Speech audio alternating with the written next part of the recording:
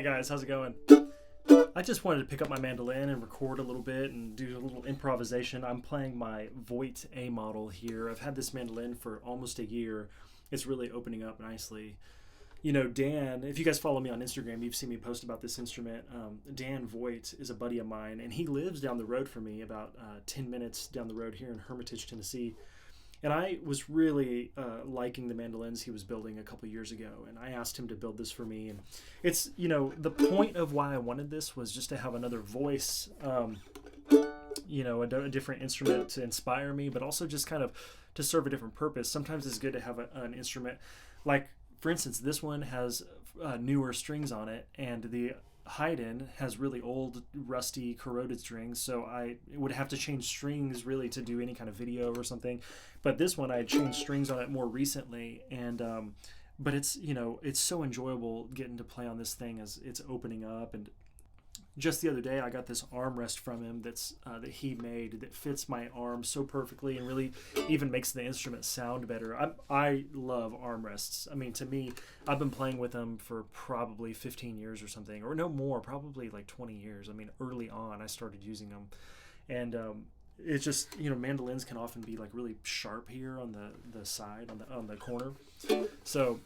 But I'm starting this new thing where I just kind of record some videos to talk about different topics that maybe don't make like a full-blown instructional video like what I have on my website, or even kind of the mini lessons. It's kind of a little bit in between, kind of to let you guys know what's going on, to play a little bit, and kind of share some thoughts about music and things with the mandolin that might inspire you to just play like this weekend if you're looking for something to practice, you know. And what came to mind was this topic that comes up a lot with students and kind of in workshops and all the time, which is the pentatonic scale, and major pentatonic and minor pentatonic. So I was going to talk a little bit about, do I think that you absolutely have to learn that? I mean, ultimately, yeah, you should learn it. It's so easy. There's no reason not to learn it. But from my perspective, like when I started out playing, you know, and I was taking lessons since the beginning from a professional, amazingly talented musician, my dad, Shelby Eicher. If you guys haven't heard him play violin or mandolin, or you know, you guys are missing out. We have several projects together: the Mischievous Swing album and the Eichers album, which features a lot of my dad's original music too on the Eichers project. So, but when I was taking lessons from my dad growing up, you know, it was really coming from this place of being in that music culture, you know, seeing him play with his buddies and play in shows and concerts and gigs. And so when I started learning, I mean, I'd already taken piano lessons, so I knew a lot already, but he helped put together a lot of pieces even when I picked up the mandolin. So the first thing I learned on the mandolin was the D major scale. And then the second thing I learned was Buffalo Gals.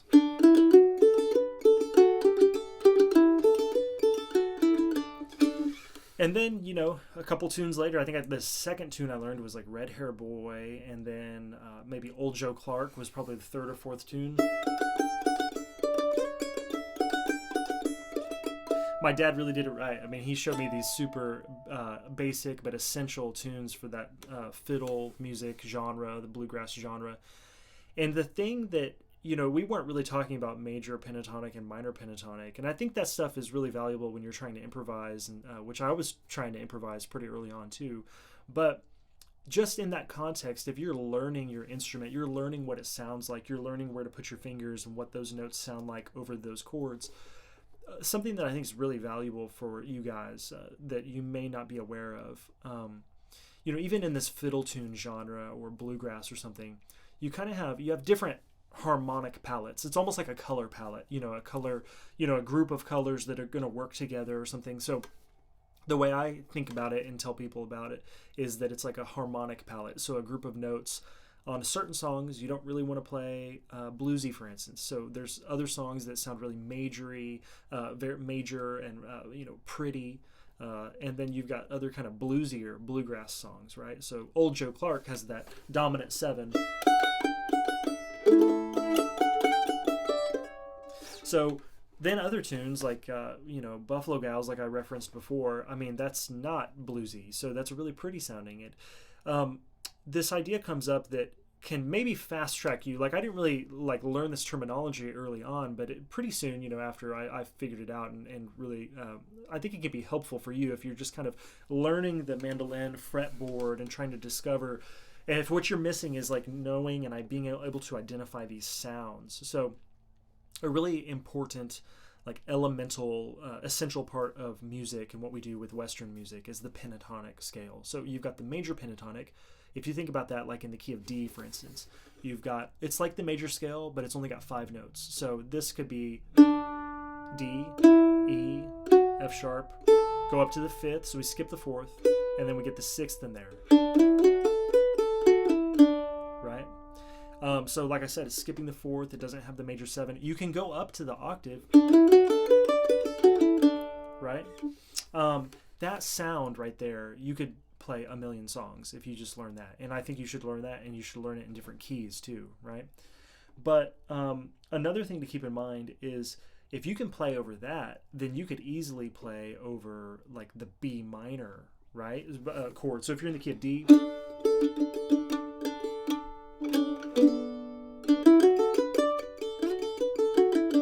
it's really the same notes. And obviously you can add some other notes in there. Like you could have that, if you're in D, you could have that major 7. And it works nice to have that C sharp in there to like walk down to a B minor, for instance. But if you're playing over B minor with those same notes from the D major pentatonic scale, that's actually the B minor pentatonic.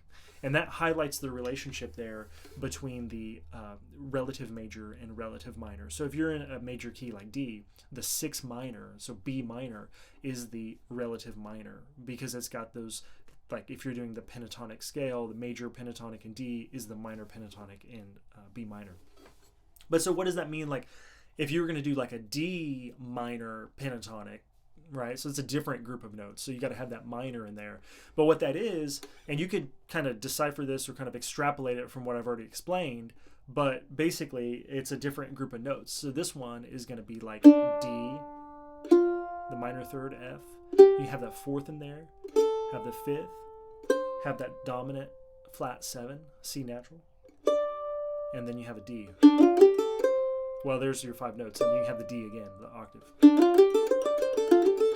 So that is like another really important sound in like the bluegrass world. You'd have a million songs written and based off of that type of thing. So,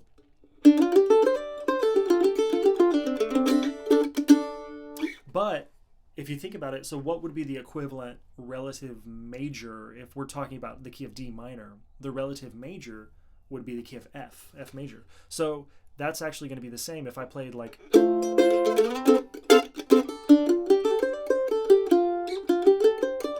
If I don't start with the D note, if I just start with F, and actually I can do it with my first finger, it's a very important just kind of shape, you know, a really valuable shape that you can work all over the neck. Go back to D minor. So that would be really an important sound. If you're not familiar with how to navigate those, you could work on that. And if you're looking for something to work on this weekend, you can definitely focus on that. There's so many different ways to think about music and think about you know, just approaches for like what you're thinking about while you're playing, you know, and you don't have to be thinking too much. Really, when you start learning these things, they get in your fingers, and then you're not really thinking about it as much. But there is definitely a lot of thought that goes in, you know, preparing and like learning it and absorbing the stuff. But it's important to know what those sounds are and just know how to make those sounds, because that's like a big part of Western music, and just being able to jam and being able to improvise and do all that stuff. All right, guys, if you haven't subscribed to my channel already, please do. I'm going to be doing more videos like this where I just kind of play and talk a little bit more. They're not full-blown lessons, like formal lessons. You know, I still have my mini lessons that I do that are a little bit more produced and a little tighter shot on the mandolin. But I just wanted to get my mandolin out and tell you guys what's going on and just play a little bit. So we'll catch you next time. See ya.